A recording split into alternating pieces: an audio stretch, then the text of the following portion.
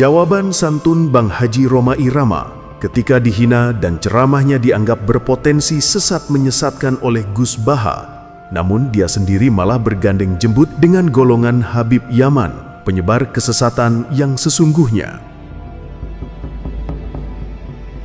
Suatu saat ada penyanyi dangdut top terkenal di Indonesia. Ya penyanyi, ya dai. Penyanyinya cowok, sama jangan bayangkan dangdut putri, enggak, itu cowok sudah tua lagi. Jadi potensi halalnya ada lah maksudnya. Untuk kalau seorang penyanyi yang tidak pernah ngaji kemudian ngomong agama, itu potensinya itu fadallu wa adallu, sesat dan menyesatkan. Tidak ada yang memuliakan manusia kalau Allah mau menghinakan.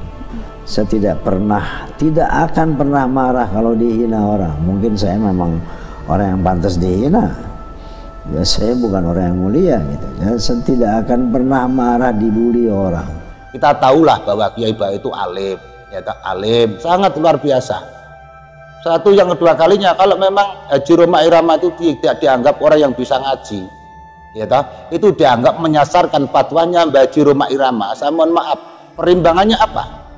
Para habaib klan Baklawi ini itu yang betul-betul menyesatkan pada umat bangsa Indonesia.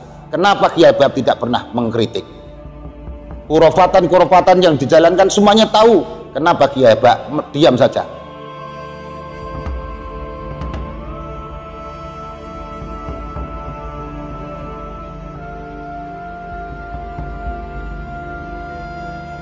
Tidak akan ada yang mampu menghinakan manusia jika Allah sudah memuliakannya, dan tidak akan ada yang mampu memuliakan manusia jika Allah sudah menghinakannya.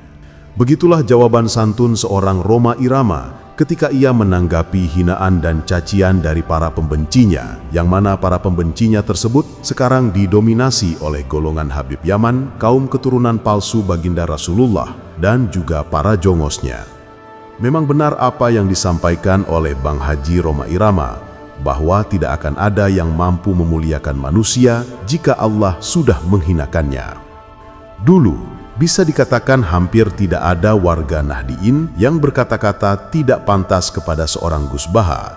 Namun ketika ternyata ia ikut terlibat dalam pembangunan makam Baklawi tidak waras Ja'far Al-Kaf, bahkan perannya sangat penting, yakni sebagai pemberi fatwa atas diperbolehkannya pembangunan makam Ja'far Al-Kaf yang berakibat tertimpanya puluhan makam kaum pribumi Nusantara diinjak-injak dan dijadikan keset untuk menuju makam Baklawi tidak waras tersebut. Allah seolah sedang menghinakannya.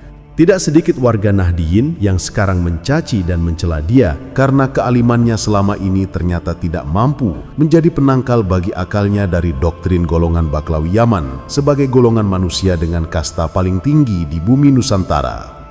Lebih parah lagi, ia pernah berfatwa konyol bahwa penyanyi dangdut akan berpotensi sesat menyesatkan ketika berceramah. Namun, di sisi lain, ia malah menganggap wali orang yang jelas-jelas tidak waras akalnya, hanya karena orang tidak waras tersebut adalah orang golongan Baklawi Yaman, golongan yang selama ini ia percaya sebagai keturunan baginda Rasulullah, meskipun nasabnya mustahil bisa dibuktikan kebenarannya.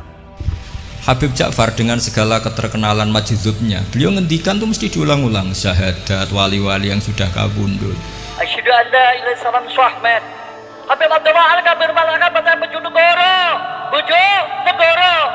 aman ke negara. Al-Kaf sing nyekel negara, sing aman negara iki Al-Kaf. Negara cukup Al-Kaf aman. Kota Jakarta aman. Sudah seaman ke negara,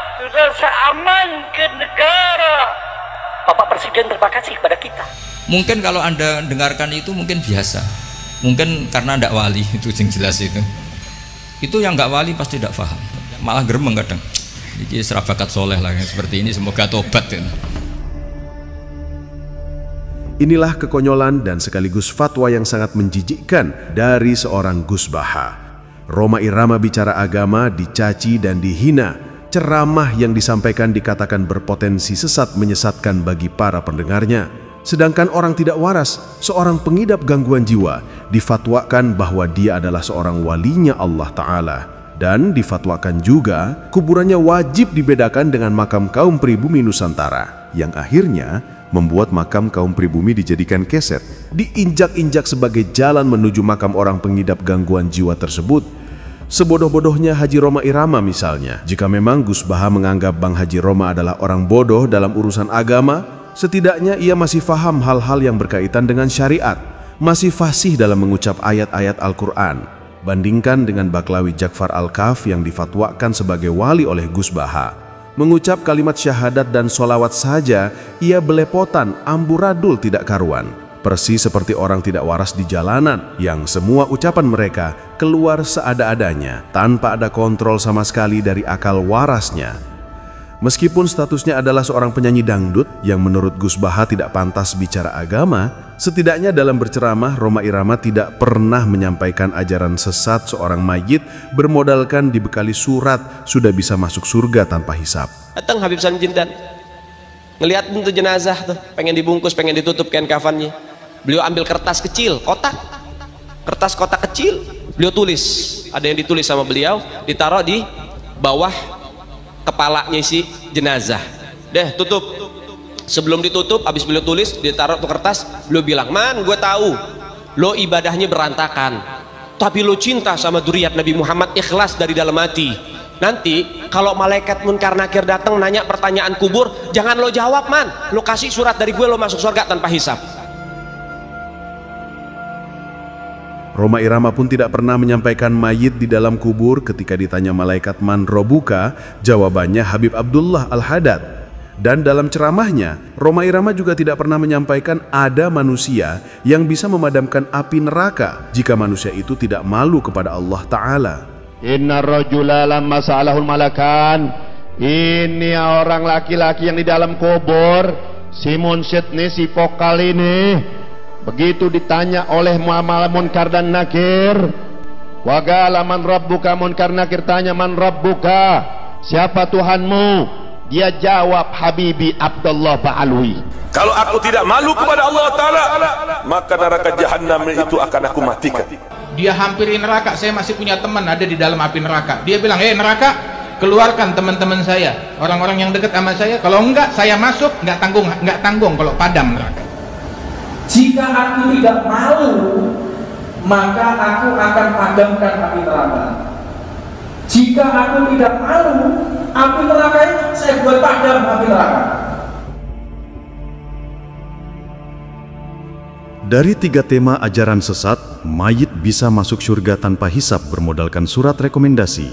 Ditanya malaikat Munkar Nakir tentang siapa Tuhannya, dijawab Tuhannya adalah seorang manusia. Dan ada manusia yang mampu memadamkan api neraka jika manusia tersebut tidak malu kepada Allah Ta'ala.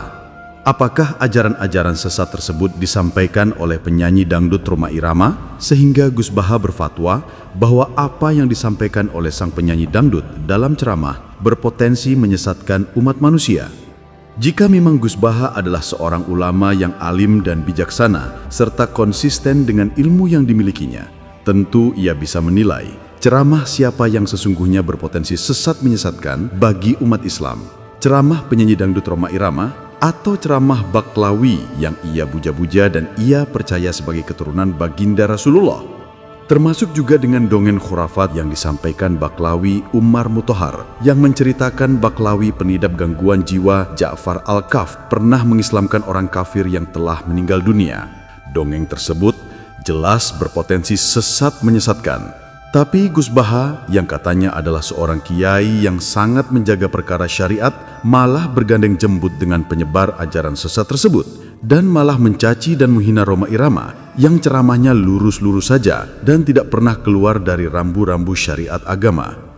Kesombongan Gus Baha selama ini yang merasa sebagai manusia paling alim di jagat raya sehingga suka merendahkan kiai lainnya nampaknya telah dibuka oleh Allah Ta'ala bahwa kesombongan dia hanya berlaku untuk kaum pribumi saja, sementara kepada kaum keturunan pendatang Yaman, dia memposisikan diri sebagai jongos yang hina, sehingga apapun kesesatan yang disebarkan oleh sang dero majikannya, ia mingkem 1000 bahasa. Sebab bisa jadi ajaran sesat yang disebarkan oleh para bendoro majikannya dalam pikiran Gus Baha itu bukanlah kesesatan, melainkan sebuah kebenaran tersembunyi yang sirnya tidak bisa dijangkau oleh orang awam pada umumnya.